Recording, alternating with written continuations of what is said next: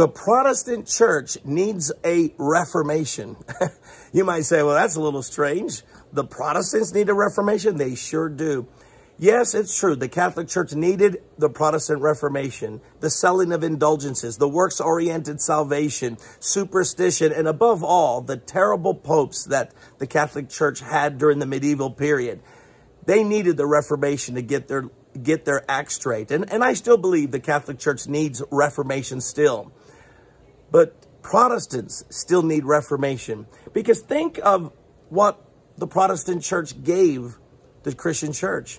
It gave us Calvinism, which is an awful doctrine. It's a denial of free will. That needs to go. And even today, there are reformers trying to push Calvinism, and that's not a godly or biblical movement. Look, it's only the Protestants that deny gifts of the Spirit. You don't find that Catholics and Orthodox and Anglicans, that they denied the gifts of the Spirit. But where did this idea that the gifts of the Spirit pass away? Only in Protestantism. And then you have Seventh-day Adventists pushing the Levitical law, telling people to keep the Sabbath. Where did that come from? It's not Bible. And then Protestants gave us cults like Mormons, Jehovah's Witnesses. What I'm saying, friend, Protestants are not without their need of reformation too.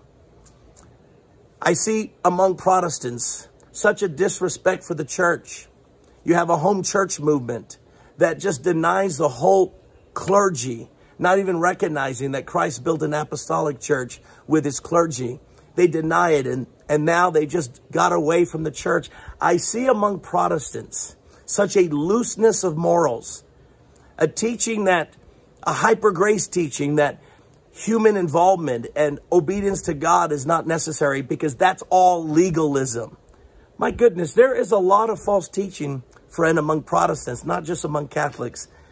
But the good news is Christ is coming back for a glorious church.